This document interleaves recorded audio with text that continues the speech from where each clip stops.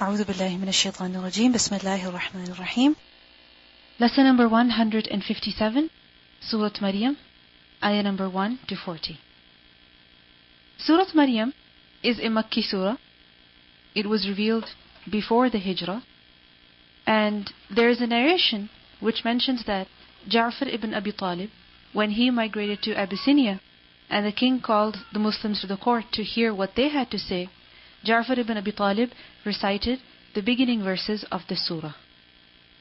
So this tells us that the surah was revealed before the Prophet ﷺ migrated to Medina. This surah has 98 verses, and it is said that it was revealed after Surah Fatir. Bismillahir Rahmanir Rahim. Kaf ha ya ayn sad. Huruf Muqattaat. Generally, we have read huruf muqatta'at that are only 2 or 3. But here we see how many?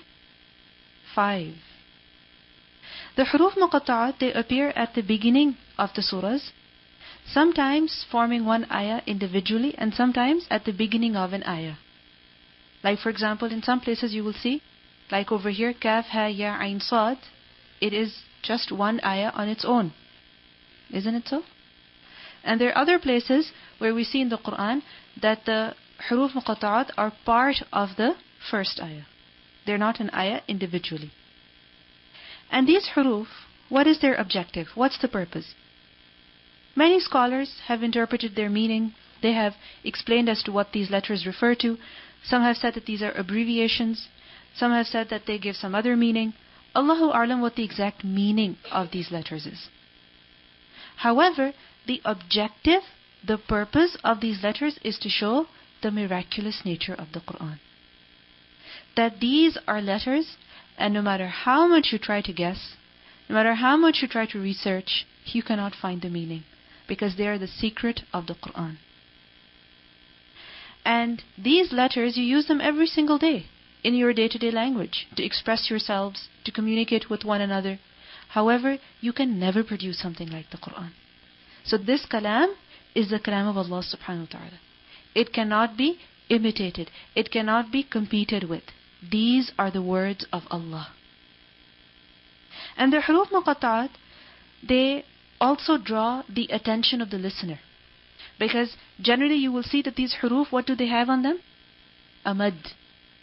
And even if it's just one letter, it will have a mad on it, which means that the sound of the word has to be stretched, it has to be elongated. And as a result of that, automatically the listener, his attention is drawn towards it. Sometimes the huruf muqatta'at, they appear only as one letter. Like for example, sad, qaf, right? Sometimes as 2 letters, such as yasin, taha. Sometimes 3, such as alif lam mim.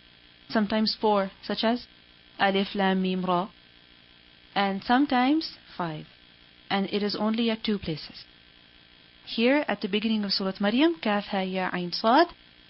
And secondly, at the beginning of Surah Al-Shu'ara, where we have ha mim ayn sin qaf. So these letters, what do they show? The miraculous nature of the Quran.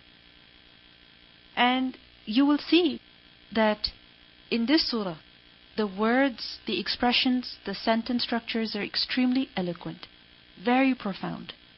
You will see a lot of new words, a lot of new word structures, and you will see very unique order of words as well. And you will see a lot of rhythm in the ayat as well. That most of them, they end with the ah sound. So these letters, they show the miraculous nature of the Quran, and that is very evident from this surah itself. Allah subhanahu wa ta'ala says, ذِكْرُ رَحْمَةِ رَبِّكَ. This is a mention, meaning هَذَا ذِكْر. This is a mention, this is a report of what? The mercy of your Lord. Upon who? عَبْدَهُ, upon his servant. Which servant? Zakariya alayhi salam. The word dhikr, as you know, means remembrance, reminder, but it also means a report, a mention of something.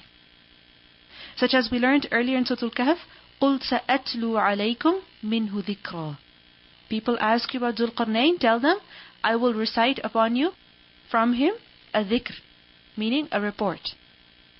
So similarly over here, dhikr gives the meaning of report. So this is a mention, a report of a special mercy of your Lord upon who? Upon His servant Zakariya. And what was that special mercy? What was that special gift that was bestowed upon him? A child who was bestowed to him, who was gifted to him at an extremely old age, when it was not expected at all. So what do we learn? That children are mercy, especially when parents are older.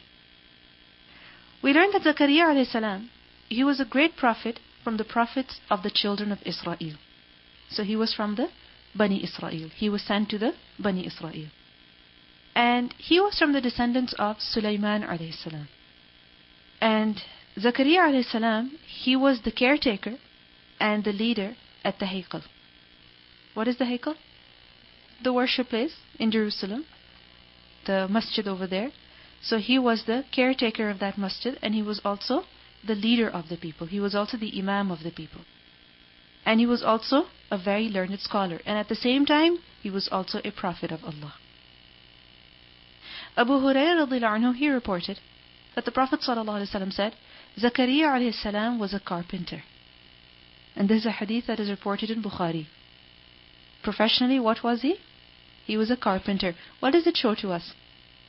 That the prophets of Allah, yes, they excelled in their religious knowledge, in their leadership, but at the same time, they also had worldly skills. Why? In order to make halal income, in order to be independent. So what was this mercy? When was it bestowed upon him? إِذْ نَادَى رَبَّهُ, when he called out to his Lord. Nada, from the root letters, Noon, Dal, Waw, or Noon, Dal, Ya. Nida. And what does nida mean? A shout, a call. Generally the word nida is used for calling out someone very loudly. Whether a person is calling out to someone by using words, or he's just calling out to them by making some noise. This is what nida is. This is how the word nida is different from dua. Dua is just to call someone, but nida is to yell, to shout out, to call out loudly to get their attention. Whether a person is using meaningful words or he's just using some sounds. This is what the word nida literally means. So over here we see that he called out to his Lord, but nida'an, it was a call, it was a cry that was khafiyya, that was private, it was secret. So it wasn't that he was yelling out when he was making dua. What kind of dua was he making? It was a secret, khafi, private dua that he did not share with anyone, that he did not even voice out. He perhaps made it in his heart, or he just whispered it so that nobody else would be able to hear it. But we see that nida is actually to yell, isn't it so? So how come the word nida is being used? When do you yell? When you're desperate, when you're extremely needy. Isn't it so? When you are longing for help, when you're desiring it. So the word nida over here shows the longing and the yearning with which he made this dua. And he made it as a khafi. Khafi from the root letters, kha, fa, ya. Secret dua. He did not even share it with anyone. Because if he shared it with someone, people would begin to mock at him. That look at your age, what are you praying for? You want a child? How come? So إِذْ نَادَى رَبَّهُ نِدَاءً خَفِيًّا. We see that dua, it can be made both loudly and it can also be made privately. Both are permissible. However, supplicating privately is more beloved to Allah subhanahu wa ta'ala. Why? Because a person is only confiding in Allah. He is as though sharing a secret with Him. He is only trusting upon Him. Isn't it so? When you speak to someone privately, it's more special. And when you speak to them openly in front of others, it's not as special. So nida'an khafiyya, this is more beloved to Allah subhanahu wa ta'ala. We learn in the Quran, "Ud'u rabbakum tadarru'an wa khufyatan, innahu la yuhibbul mu'tadin." Call upon your Lord in humility and also privately. Because when a person calls upon Allah subhanahu wa ta'ala in humility and also privately, what happens? There is sincerity. There is more ikhlas. إِنَّهُ لَا يُحِبُّ الْمُعْتَدِينَ. He does not like the transgressors. Now what was this dua that Zakariya alayhi salam was making? And when was he making this dua? Because إِذْ نَادَى. When was it that he made this dua? In Surah Al Imran we have learned about how the mother of Maryam alayhi salam, when she was expecting, she made a vow that, "Oh Allah, whatever is in my womb, I am going to dedicate this child to your service, to your worship." And when Maryam alayhi salam was born, what did she do? She took her to the Haykal and she was dedicated over there in order to learn, in order to worship exclusively, be freed from every other responsibility of this world. Now Maryam alayhi salam, she was a very special child. And remember, she was the only girl. Because it was unheard of that a woman would come and dedicate her life to just worshipping and learning. It was unheard of. It was not a common practice at all. And while she was there at the Haykal, Zakariya alayhi salam was made responsible to take care of her. He would come, he would teach her, he would instruct her, and he would also bring her food, he would take care of her needs, because he was also related to her. So, because he was her relative and at the same time he was also the leader, he was the only one who was allowed to come and visit Maryam alayhi salam in order to teach her. But many times it would happen that he would come and he would find some rizq with her. And rizq, scholars have interpreted as food, like out of season fruit or food that was unknown to people. And rizq has also been interpreted as knowledge, scrolls that were unfamiliar to the rest of the people. So when Zakariya alayhi salam, he would come and see that, he would ask her, قَالَ يَا مَرْيَمُ أَنَّى لَكِ هَذَا? Where did you get this from? How come you have this? Because nobody else was allowed to come and visit her. So she would say that this is from Allah subhanahu wa ta'ala. Now when Zakariya alayhi salam saw that here is this little girl and Allah provides her food that nobody else brings to her, that we cannot provide her with, we cannot even bring it to her, then Allah can give anything. He can bestow anything. It's not difficult for Allah subhanahu wa ta'ala. So when he saw these karamat, these unusual happenings, he was so encouraged, he was so motivated that he also made dua to Allah subhanahu wa ta'ala. We learn in Surah Al Imran, ayah 38, that هُنَالِكَ دَعَى زَكَرِيَّا رَبَّهُ. Right there and then when he saw what was with Maryam, he made dua to Allah. That, "Oh Allah, if you can give her, you can also give me. If you can give her food that is out of season, that is foreign, then you can also give me." قَالَ رَبِّ هَبْ لِي مِن لَدُنْكَ ذُرِّيَّةً طَيِّبَةً إِنَّكَ سَمِيعُ الدُّعَاءِ. He said, "O my Lord, grant me from yourself a good offspring, a righteous offspring, a pure offspring. Indeed, you are the hearer of supplication." So this is a dua that he was making. This nida was for a righteous child. And in the following ayat, his dua is mentioned again, in another way. Qala, he said, Zakariya alayhi salam, the dua that he made to Allah, he said, "Rabbi, O my Lord, inni, indeed I, wahana al-azmu minni. My bones have become weak." This is my physical state. That wahana. Wahana is from the root letters Waw Ha Noon. Remember the word wahan? La tahinu. Wahan literally means weakness. But remember, it is both physical, tangible, as well as intangible weakness. Physical weakness, such as when something becomes very fragile, when something becomes run down, it becomes feeble, and there could be different reasons behind that. If it's a living being, it could be due to old age. Similarly, it could be because something has been used a lot and because of the wear and tear, it has become weak. It's not that strong anymore. And secondly, wahan is also intangible weakness. Like for example, when a person becomes weak at his heart, he loses courage, he loses confidence. Emotionally, he is down. So he says, wahana, it has become weak. What has become weak? Al-azmu, the bones. Which bones? The bones of my body. Minni, from me, meaning of my being, of my body. My bones have become weak. Now, weak bones are a symbol of what? Old age. And when a person's bones become weak, then what happens? His entire body becomes weak. Isn't it so? Because when bones become weak, generally at old age, people have to become very careful, because if they ever fall, if they ever get hurt, they could easily break their bones. And if that happens, it will affect the rest of their body. If a person has broken their foot, it will affect their back. If they have broken their arm, it will affect their posture. Right? So it affects the rest of your body.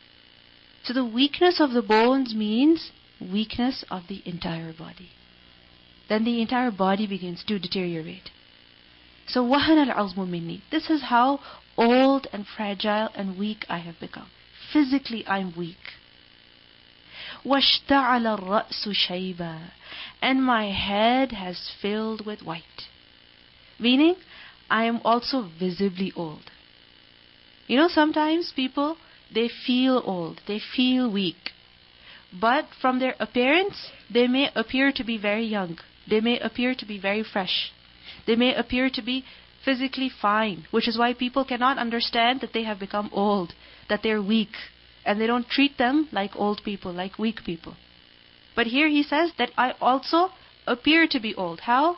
That اشتعل الرأس شيبا. اشتعل is from the root letters Shin, Ain, Lam, Sha'al. And Sha'al is to set something on fire. And ishti'al is when something catches fire. So ishta'ala, it has caught fire. It has flared up. When something catches fire, then what happens? The fire spreads very quickly. Isn't it so? Like, for example, imagine a house that has caught fire. Sometimes it's only at the stove that there's fire, but we see that the entire kitchen is on fire, and that fire spreads throughout the house, and sometimes from one house to the other. So fire, once it has been caught by something, it only spreads very quickly, unless it is controlled immediately. So ishta'ala al-ra'su, my head has flared up. It has caught this fire of what? Shayban, of oldness, of grayness, of whiteness. The word shayb is used for old age. Shiba. What is it used for? Old age. And in particular, it is used for when a person's hair begins to turn gray or white because of old age, because of aging. So it is the whitening of the hair due to aging. And shabat ru'usul akan is when the mountain tops, the peaks of the mountains are covered in snow. So similarly, a person, his head is covered in white. So he says, ishta'ala ra'su shayba. Notice the word ishta'ala. That just as fire, it spreads quickly, firewood, it burns so quickly. Similarly, my head, within a few months, within a few days, it has become completely white. That how quickly I have become old. It's not that I have streaks of gray hair here and there. No, my entire head has turned white. This is how old I have become. Walam akun. But despite that, despite all of this, that I am physically weak, that I am obviously old, walam akun, but still I am not, bidu'aika, in supplicating you, in making dua to you, Rabbi, O my Lord, shaqiyan, one who is unhappy. I have never been unhappy, I have never been unsatisfied, I have never been distressed and disappointed in making dua to you. Shaqi is from the root letters Shin, Qaf, Waw, shaqawa. And what does shaqawa mean? What is shaqawa? فَمِنْهُمْ شَقِيٌّ وَسَعِيدٌ. When someone is unlucky, when someone is disappointed. So shaqi, meaning one who is unhappy, one who is disappointed. وَلَمْ أَكُمْ بِدُعَائِكَ رَبِّ شَقِيًّا. I have never been unhappy in praying to you, O my Lord, in the past. In the past, I have never been غير mustajab. You have always responded to me. So I am very hopeful that now also you will respond to me. You have never disappointed me, and I'm sure that you will not disappoint me now as well. You have never deprived me, and now I am sure that you will not deprive me either. Others have said that وَلَمْ أَكُمْ بِدُعَائِكَ رَبِّ شَقِيًّا. What this means is du'a'ika, meaning your calling. Your calling. You're calling who? Me. For what? For your service. For the work of your deen. So I have not been in your call to me, shaqiyan, one who is wretched, that I did not respond to your call. In other words, I have responded to your call. I have served the deen, which is why I am hopeful that you too will respond to me. Do you understand? When you called me for your deen, when you called me for your work, I responded. When you called me for your obedience, I responded. And I am hopeful that now you will also respond to me. What do we learn in this ayah about dua? First of all, we learn that a person should be positive when he's making dua. He should be extremely hopeful. What do we learn? That وَإِذَا سَأَلَكَ عِبَادِي عَنِّي فَإِنِّي قَرِيبٌ. I am close, I am near. أُجِيبُ دَعْوَةَ الدَّاعِ إِذَا دَعَانِ. I always respond to the call of the caller when he prays, when he calls me. So a person should always be hopeful. We learn that Abu Hurairah radhiyallahu anhu, he reported that the Prophet ﷺ said, when one of you makes a supplication, he should not say, if you wish. That, oh Allah, grant me such and such, if you wish. Forgive me, if you wish. You should not say that. Rather, he should be firm in asking, and he should have great hope. He should be firm, he should have this confidence, he should be positive, he should be very hopeful, because Allah does not think that anything that He gives is too great. It's not difficult for Allah to give anything to you. So do not be doubtful. Do not be shaky. Rather be confident. Be very hopeful. Be very positive. Another very important lesson that we learn about dua from this ayah is that a person should continue making dua for little and small things throughout his life. Because we see over here that he says, وَلَمْ أَكُمْ بِدُعَائِكَ رَبِّ شَقِيًّا. In the past, O my Lord, whenever I have made dua, you've always responded. And now if I make dua, I am hopeful that again you will respond to me. Because when a person continues to pray, then his voice is familiar in the Ahlus Samawat. And when a person does not make dua, and finally one day he raises up his hands and he prays, then his voice is unfamiliar in the Ahlus Samawat. And his dua is not responded to. Because he doesn't have that reputation. So, a person should continuously make dua. Ibn Umar radhiyallahu anhu, he would say that I make supplication in everything I do. Even that Allah will make the stride of my animal long so that I find ease in that. You know, sometimes you're driving and your car is not cooperating with you. So, Ibn Umar said that I make dua in everything. In everything, so that it can bring comfort in my heart. Another very important lesson that we learn about dua is that when a person responds to the call of Allah, then Allah will respond to His call. When a person will respond to the command of Allah, when a person will obey, when a person will serve the deen, then what will happen? Allah subhanahu wa ta'ala will also respond to His du'as. So if you want your du'as to be accepted, what do you have to do? Respond to the call of Allah. Respond to the adhan. Follow the ahkam of Allah. In Surah Al-Ra'd, ayah 18, we learn, لِلَّذِينَ اسْتَجَابُوا لِرَبِّهِمْ الْحُسْنَى. Those who respond to the call of their Lord, for them is husna. That when they ask Allah for something, then He will also give them. Think about it. Allah subhanahu wa ta'ala commands us so many times in the Quran, calling us to serve the deen, to support the deen, to take it forward, to warn the people, to give the good news. And if we say, yes, this is important, but we don't do anything, and then we ask Allah for something, we ignore His call, then how can we expect that our calls will be not ignored? They will be accepted, they will be responded to. So if you want your dua to be accepted, if you want ease and comfort in your life, then what do you have to do? Respond to the call of Allah. Zakariya alayhi salam says, وَلَمْ أَكُمْ بِدُعَائِكَ رَبِّ شَقِيًّا. Another very important lesson that we learn with regards to dua is that when making dua, a person should use wasila. What is wasila? Something like a good deed that will be a means of the acceptance of dua. Wasila does not mean that you ask a saint, a dead person, a righteous person, that I'll make you happy so you make sure that my request is granted. No.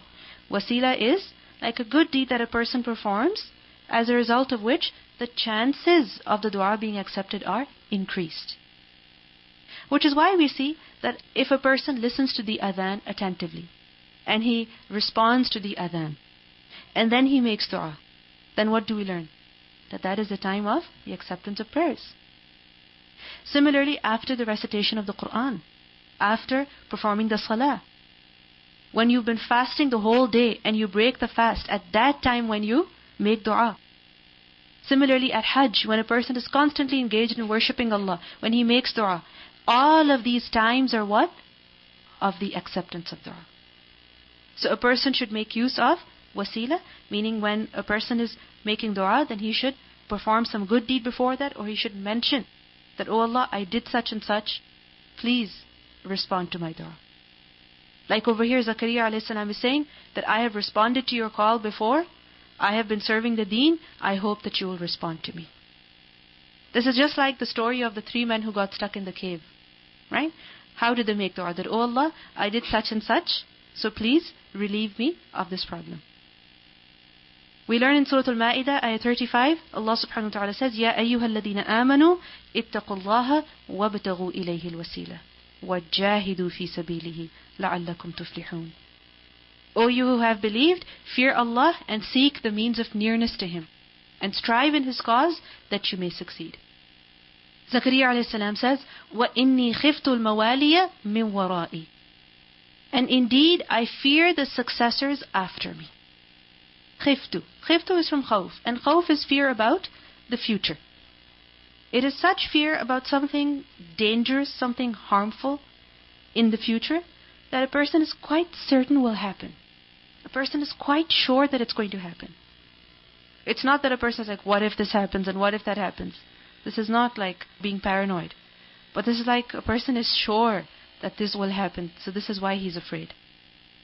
So I fear al-mawaliya, my successors. You see al-mawaliya, the successors of mine. Mawali is the plural of the word mawla. And the word mawla has several meanings. It's used for guardian, it's used for a friend, and it's also used for heir. And we have learned earlier, وَلِكُلٍّ جَعَلْنَا مَوَالِيَ. For each person we have appointed mawali. So mawali, of the meanings of the word mawali is relatives of a person. But which relatives of a person? Those who are his indirect heirs. The indirect heirs of a person. Remember we learned earlier that when a person dies and he leaves behind some property, who are the immediate heirs? It's his children, spouse, and parents. Okay? And in the absence of one or more of these relatives, or if there is excessive amount of wealth, then what will happen? The inheritance will also be given to some other relatives, such as siblings, uncles, cousins, etc., etc. So mawali are who?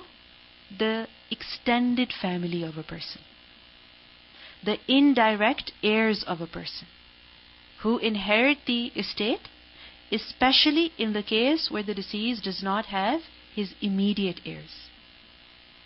Typically, the immediate heir is who? Typically. Think about it. It's the son, right? Because one's parents, generally a person thinks that they will not be alive when I pass away. Similarly, a spouse of the same age will not be alive when I pass away. Typically, people consider their son, their child, to be their heir. And Zakariya alayhi salam did not have a child. So he says that I fear from my mawali. I fear concerning them. Min wara'i, after me, meaning after my death. What was his fear that he had about them? That who is going to lead them? Who is going to guide them? Who is going to instruct them? And remember that the mawali of Zakariya alayhi salam in the bigger picture would be the entire Bani Israel. Because the Bani Israel are all related to one another. So I fear for them that who is going to guide them? Who is going to lead them? Who is going to instruct them? Right now, I am their leader. But after me, after I am gone, who is going to take this mission forward? And secondly, from my close relatives, I don't see anyone who is worthy of inheriting my mission, who is worthy of carrying this mission forward. Generally, when a person has a business, or a person is doing some very important work, he is always concerned about who is going to take over his work once he's gone. Isn't he? Generally, this is what people are concerned about. Now, Zakariya alayhi salam did not have a business, a lot of wealth that he wanted should be taken care of once he's gone. What was his work? It was related to the deen.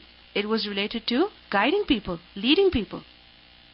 So he was concerned that from my relatives, I don't see anyone who is as dedicated, who is as sincere, who would be that punctual, who would be that worthy of taking this responsibility. So I'm afraid that when I'm gone, what's going to happen? وَكَانَتْ, and she is, who is? Imra'ati, my wife, aqiran, one who is barren. On top of that, my wife is barren. She cannot bear children. فَهَبَلِي, so you give me, min ladunka, from yourself, O Allah, waliyan, an heir. From somewhere, somehow, you give me an heir. Because you can do anything. You give me a wali. Notice the word that he uses for his wife, aqir. Aqir is from the root letters ayn qafra, and iqara is barrenness. It is when something does not produce anymore. So for example, a land that does not produce any plants, or a female that does not give birth. Aqar al-nakhla is when a date palm has been uprooted. Once it has been uprooted, can it produce any fruit? No, it cannot. Remember the word aqaru? فَعَقَرُوا النَّاقَةَ, they hamstrung the she-camel, because once the she-camel has been killed, that's it. She cannot produce anything now. No milk, no children, nothing like that.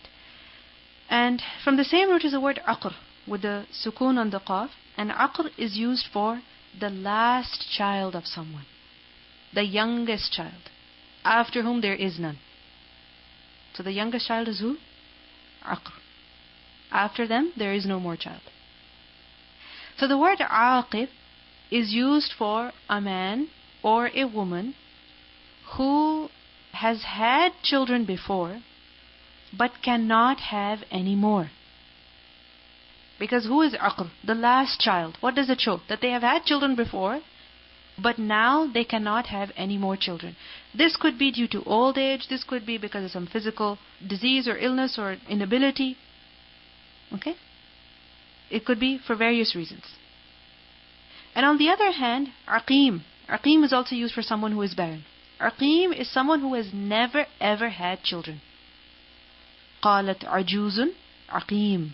The wife of Ibrahim alayhi salam. What did she say? Aqim. Aqim is someone who has never had children. But aqid especially is who? Who cannot have children anymore. Regardless of whether they have had before. We're not concerned about what happened in the past. We're concerned about the future. They are unable to have children. So my wife is an aqir. She is old, just like me. And she cannot produce children. She cannot have children. فَهَبْلِي مِن لَدُنْكَ وَلِيًّا. So you give me a wali from yourself. I don't know how, from where, but you give me. First of all, we see in this ayah the detail in which Zakariya alayhi salam is laying out his circumstances before Allah subhanahu wa ta'ala. That وَهَنَ الْعَظْمُ مِنِّي وَاشْتَعَلَ الرَّأْسُ شَيْبًا وَلَمْ أَكُنْ بِدُعَائِكَ رَبِّ شَقِيًّا وَإِنِّي خِفْتُ الْمَوَالِيَ مِنْ وَرَائِي. This is why I want a child. وَكَانَتْ امْرَأَتِي عَاقِرًا. And she cannot have a child. Look at all the detail that he's laying out before Allah subhanahu wa ta'ala. Now, doesn't Allah already know? Doesn't He know already? Of course He knows, more than we know. He knows us fully. But why is He mentioning all of this then? Because sometimes we think, what's the purpose of making dua? Doesn't Allah already know my state? Why should I say, oh Allah give me this, oh Allah give me that, I need this because such and such reason? Doesn't Allah already know? Of course He knows. The reason behind mentioning all of this is to invite the mercy of Allah. Now a person may say, but isn't Allah already merciful? Of course He is already merciful. He will have mercy on you anyway. But the point is to show ubudiyah, to show humility, to show servitude, to show that, oh Allah, I need you. I am nothing. I need your help. To show that, oh Allah, I am dependent on you. I am very small before you. So the point of mentioning all of this is to do ibadah. Because remember, dua is ibadah. Because unfortunately, many times we refrain from making dua, or we refrain from making a long dua mentioning everything. Why? Because we say Allah already knows. But sometimes when we're talking to people, when we ask for their help, we will talk to them for hours. We will tell them one detail after another detail, one story after another one. We don't get tired over there. But many times when we're making dua, we think, Allah already knows. Yes, He knows already. Yes, He is already merciful. But say it anyway. Invite His mercy and show your servitude. Show that you are His servant. Show that you need Him. Also we see in this ayah that Zakariya a.s. is concerned about having a child, not so that the child can take care of him when he has become extremely old, when he's unable to do anything. Not so that the child can continue making money and providing for his parents and looking after their needs. No. What is his concern? Why does he want a child? To carry the work forward. Because the one who truly loves Allah, he truly loves the deen of Allah.